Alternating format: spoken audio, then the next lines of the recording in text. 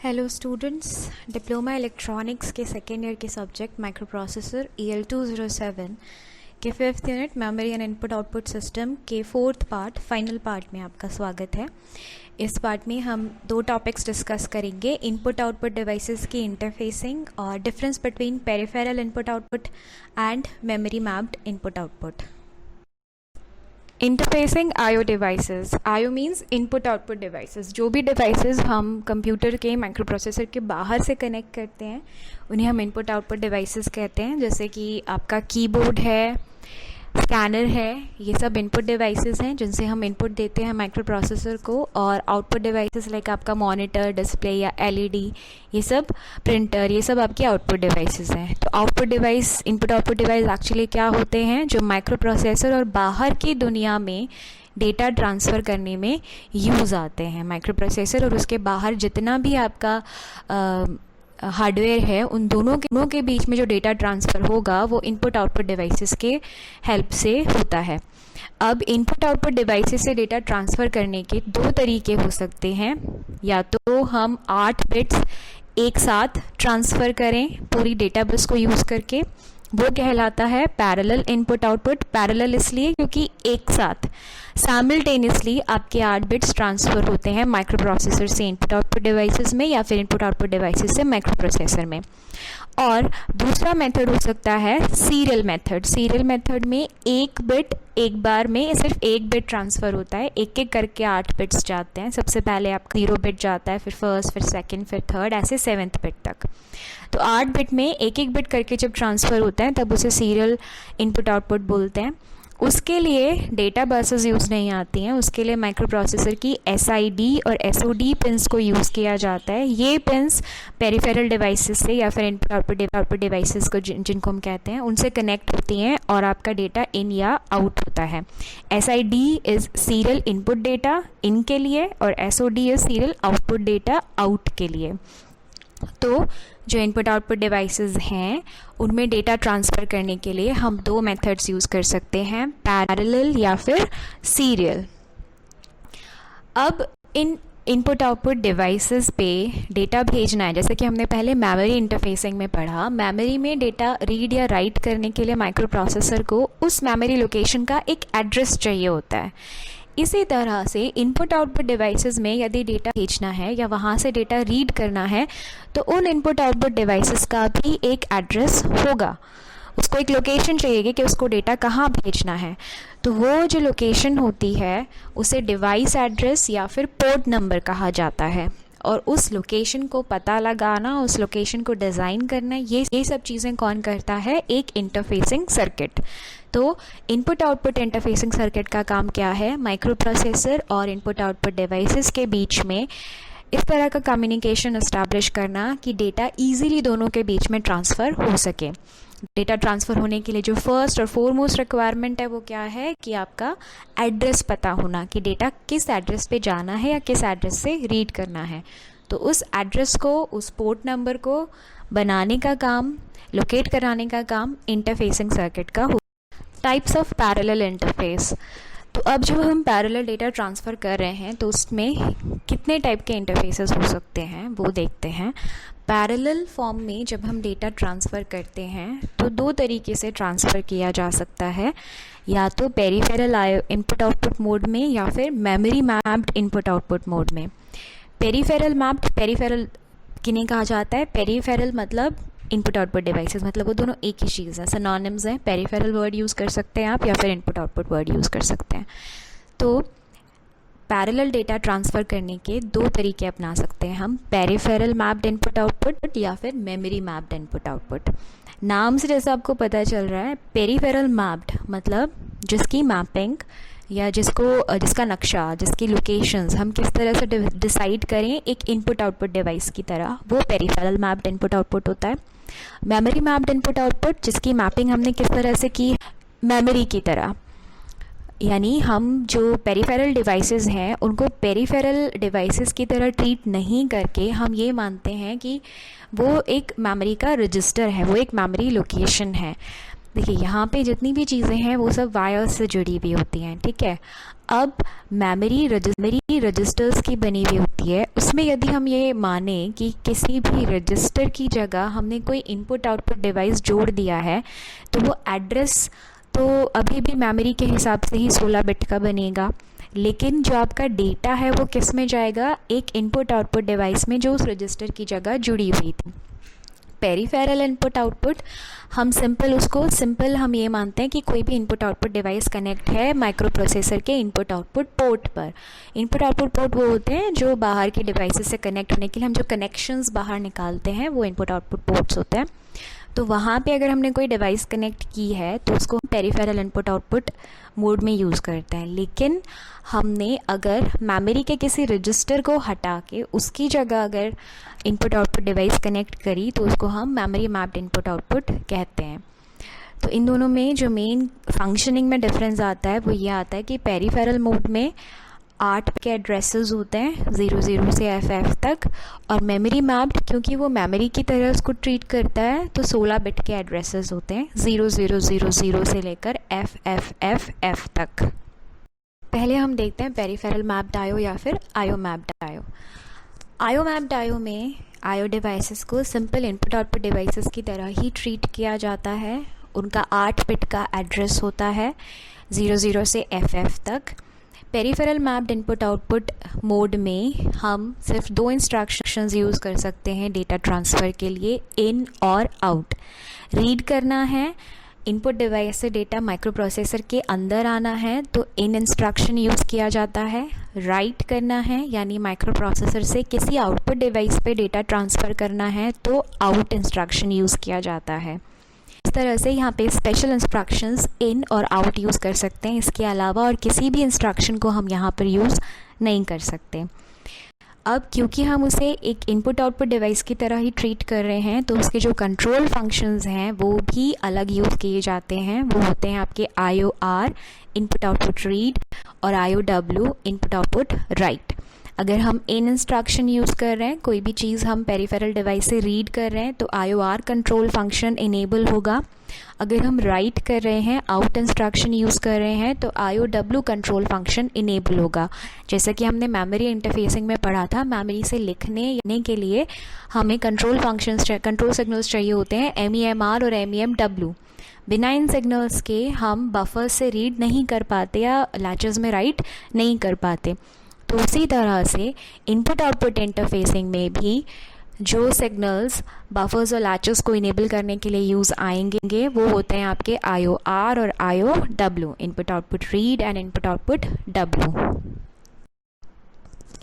आयो मैप्ड आयो इंटरफेस, जो स्टेप्स हमें लेने पड़ते हैं इंटरफेसिंग के लिए वो 3 तरह से हम लिख सकते हैं। फर्स्ट स्टेप है जो भी एड्रेस हमने एड्रेस बस पे भेजा है इनपुट आउटपुट डिवाइस का, उसको डिकोड करके एक डिवाइस एड्रेस पल्स या फिर input output address pulse generate करना, जो ये बताता है कि किस डिवाइस पे डेटा इन या आउट होना है।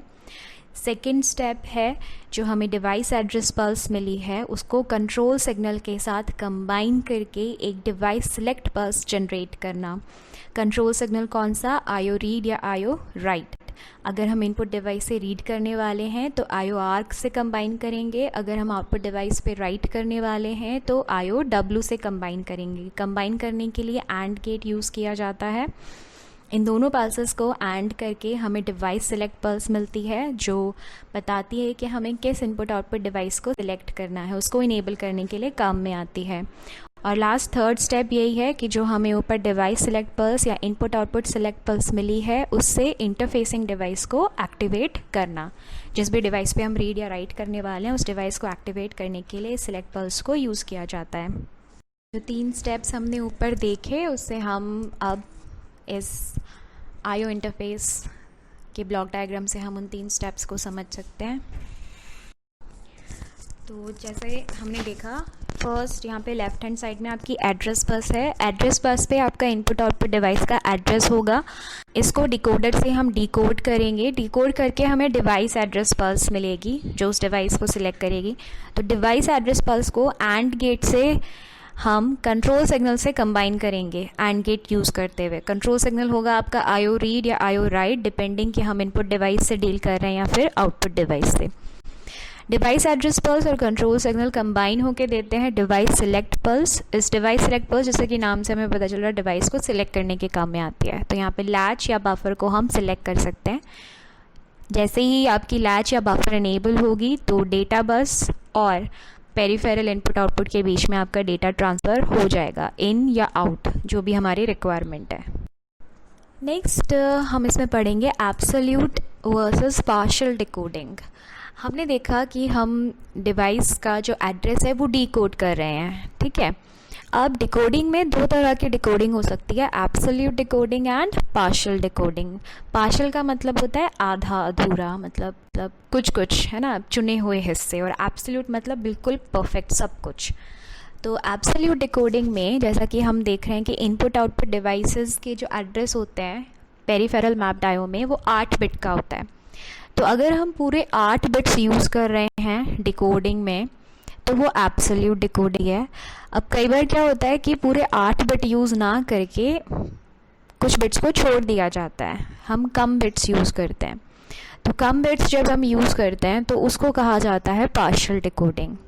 तो पहले हम एब्सोल्यूट डिकोडिंग देखते हैं। एब्सोल्यूट डिकोडिंग में जितने भी आपकी एड्रेस लाइन अवेलेबल होती है, पेरिफेरल मैप्ड की बात करें तो 8 लाइंस होंगी और मेमोरी मैप्ड की बात करें तो 16 लाइंस होंगी।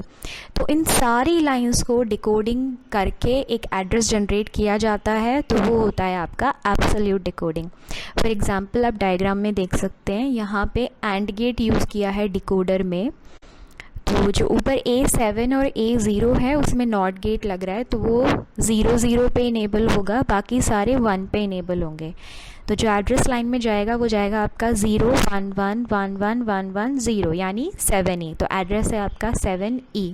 यहाँ से आपको मिला डिवाइस एड्रेस पल्स ऊपर वाले एंड गेट से। नीचे वाला जो एंड गेट है वहाँ पे हमने कंट्रोल सिग्नल जनरेट किया है आईओ एम बार और राइट सिग्नल से। आईओ एम बार में से आईओ में बबल नहीं लग रहा है क्योंकि आईओ आपका यहाँ पे एक्टिव हाई होगा, हम इनपुट आउटपुट डिवाइस से डेटा ट्रांसफ़र कर रहे हैं। तो आईओ क्योंकि यहाँ पे 1 है, बबल नहीं लग रहा है एंड गेट में, लेकिन राइट क्योंकि एक्टिव लो है तो वहाँ पे बबल लग रहा है। तो यहाँ से आपका सिग्नल निकलेगा IO W, input output right. ये कंट्रोल सिग्नल आईओ डब्ल्यू और ऊपर वाले गेट से मिला हमें डिवाइस एड्रेस पल्स, ये दोनों एंड गेट में जाएंगे। एंड गेट कंबाइन करके निकालेगा device select pulse, IO select pulse. वो आईओ सिलेक्ट पल्स आपकी आईओ डिवाइस को इनेबल करने के काम आएगी, और जैसे ही वो इनेबल होगा वैसे ही डेटा बस से आपका डेटा ट्रांसफ़र हो जाएगा। तो ये होता है एब्सोल्यूट डिकोडिंग। नेक्स्ट हम देखेंगे पार्शियल डिकोडिंग। पार्शियल डिकोडिंग वो होता है जिसमें जो हमारी अवेलेबल एड्रेस लाइंस होती हैं 16 मेमोरी मैपिंग में या फिर 8 पेरिफेरल मैपिंग में, उन सभी लाइंस को हम यूज़ नहीं करते, उनमें से कुछ लाइंस को ही हम यूज़ करते हैं।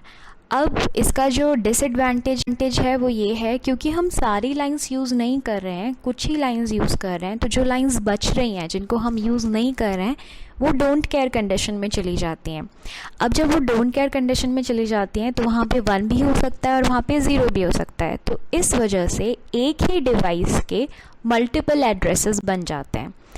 पार्शियल डिकोडिंग का फ़ायदा तो है कि यहाँ पे हार्डवेयर कम चाहिए होता है, हमने सारी लाइंस यूज़ नहीं की, कुछ लाइंस से ही हमने काम चला लिया।